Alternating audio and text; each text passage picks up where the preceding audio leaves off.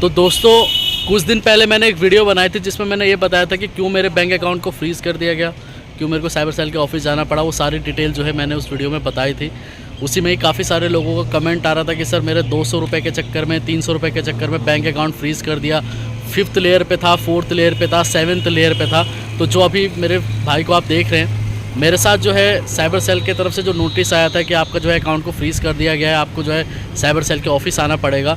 तो जो मेरे पैसे थे वो मैंने किसी दूसरे को ट्रांसफ़र करे थे। मैं 3rd लेयर पे था, ये भाई जो है 4th लेयर पे थे।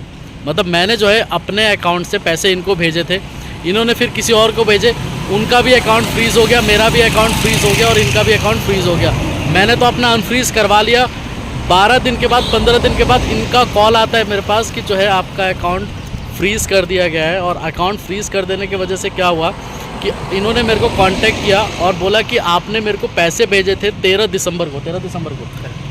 दिसंबर को पैसे आपने भेजे थे। और बैंक मैनेजर मेरे को बता रहे हैं कि जो 13 तारीख के आपके अकाउंट में पैसे आए थे, जिसकी वजह से आपका बैंक अकाउंट फ्रीज़ कर दिया गया है। तो अनफ्रीज़ कराने के लिए जो है अब इन्होंने मेरे को कांटेक्ट किया कि आपके वजह से मेरा बैंक अकाउंट फ्रीज़ हुआ।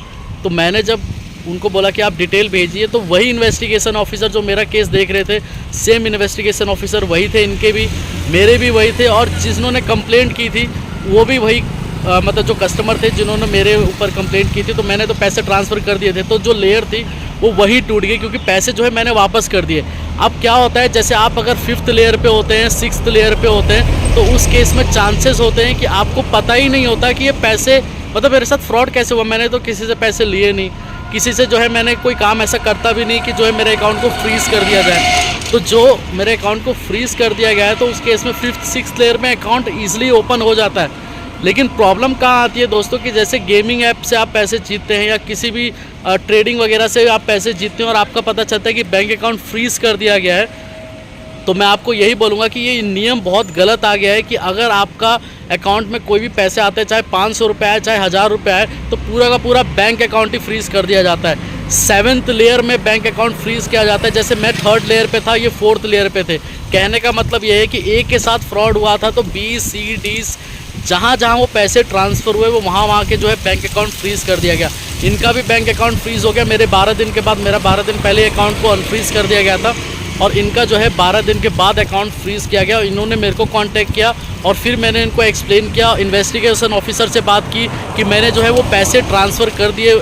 मतलब कड़ी जो है वो 3रे लेयर पे ही टूट गई थी। कहने का मतलब ये है कि 3rd जो पैसे जो थे, जो फ्रॉड का पैसा था, वो ऑलरेडी जो है मैंने भेज दिए थे, जिसके वजह से क्या हुआ, इनका अकाउंट अनफ्रीज़ हो गया। आपको क्या क्या करना पड़ा था अपने बैंक अकाउंट को अनफ्रीज़ कराने के लिए? सबसे पहले इन्होंने क्या किया, लोग जो कहते हैं ना कि बैंक मैनेजर कुछ नहीं करता, पहले आप दबाव डालोगे ना बैंक मैनेजर पे, 110% उसको जवाब देना पड़ेगा कि क्यों बैंक अकाउंट को फ्रीज़ किया गया है। तो आपने क्या करा फिर उसके बाद?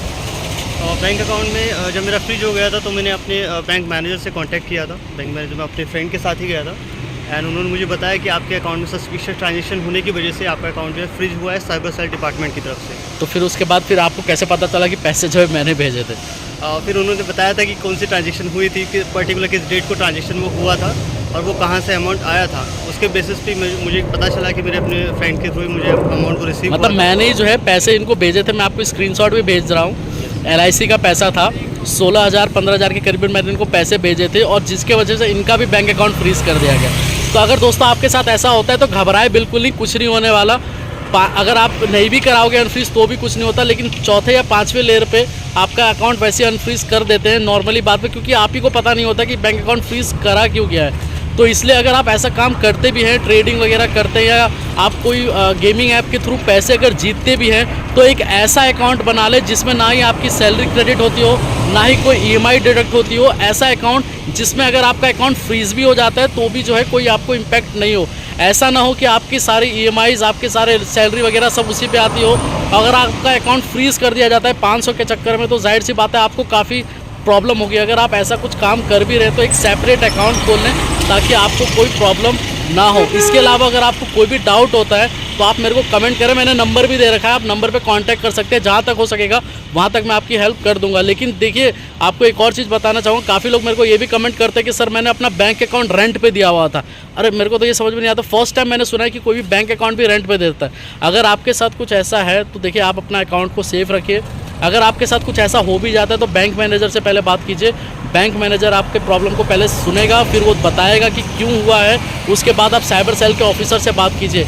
उसके बाद जो है आपका अकाउंट, वो उनको बताइए। पहले बात तो गलत कुछ भी मत बताना, सारा सही बताना कि ये सब हुआ है मेरे साथ और ऐसा ऐसा हुआ है, तभी जो है आपका बैंक अकाउंट को अनफ्रीज करेंगे। और पैसे जो है किसी को नहीं देना। चाहे साइबर सेल वाला आपसे पैसे डिमांड करता है, बिल्कुल मत देना। आप ये बोलना कि मैं पैसे जो है रिटर्न कर सकता हूँ, बैक कर सकता हूँ, जहाँ से मेरे पास पैसे आए मैं उनका स्क्रीनशॉट भेज सकता हूँ। लेकिन अगर कोई बोलता है साइबर सेल वाला कि पैसे मेरे को भेज दो, तो कभी ऐसा मत करना, गलती से भी।